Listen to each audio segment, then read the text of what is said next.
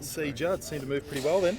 Yeah, well, he did a bit of running last week. Obviously, he's got to prove his fitness still, and it was only a very light session today. But what he did was okay. But full training on Thursday, and our main session will certainly prove whether he's right. So he gets through that, he plays? Oh, certainly. I mean, he's a quality player. He's a big game player, and if he comes through that, well, you have no hesitation in playing. But the one thing that Mick has done in the past is that he only plays fit players. So it's important that you go up against a good side like Richmond. We need running players that are able to play 4 quarters. So there won't be any sort of ifs and buts. If he gets through, then you look at him.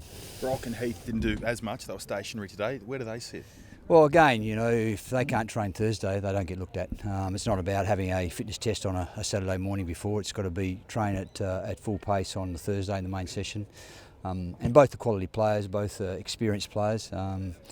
Any side would dearly love to have them, but again, as I said, they must be fit. Is it fair to say Chris is slightly ahead of them at the moment? Well, he's probably slightly ahead because he trained today. Yeah, for sure. Yeah. But in regard, he's a person that's carried a lot of injury through his career. Is he capable of doing that?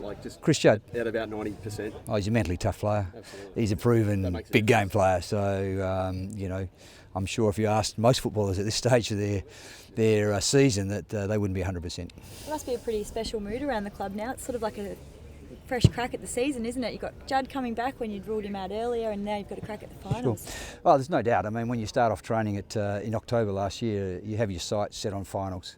We now have that chance. We're playing up against a very good side that will have a huge supporter base. And I'm sure Carlton's supporter base will be there as well. So yeah, of course it's finals footy, and that's what as I said, you train for, and we have that opportunity now.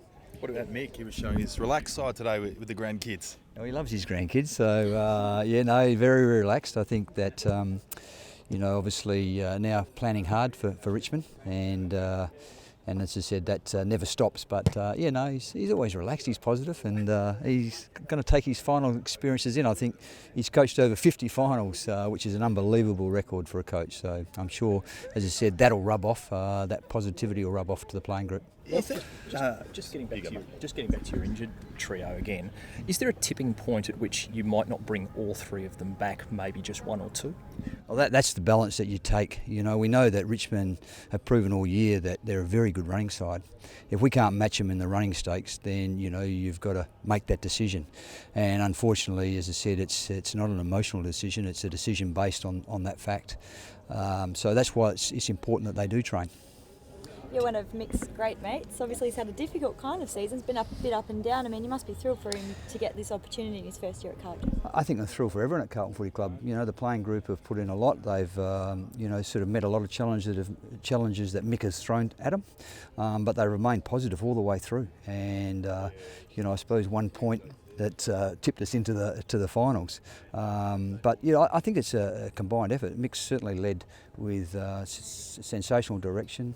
It's always been hard but positive, and as I said, it's great that he can lead Carlton into the finals. You stopped Trent Cotchin and Dustin Martin last time you beat them. Is that the key again to winning, stopping those 2? I think the key is that there are some key players, and Trent Cotchin has been a leader at the Richmond Footy Club now for a few seasons, and obviously captain this year. So he's a very important part to their engine room, but also Martin and Daniel Jackson and Edwards. So there's quite a few players. I mean, Tuck came off the bench 3 weeks ago and had 15 possessions. So look, they've got a very balanced side. They've got an attacking back line. And they've got a sensational midfield and a very dangerous forward line. So, yes, we've got to look at stopping certain players, but it's about accountability right across the board.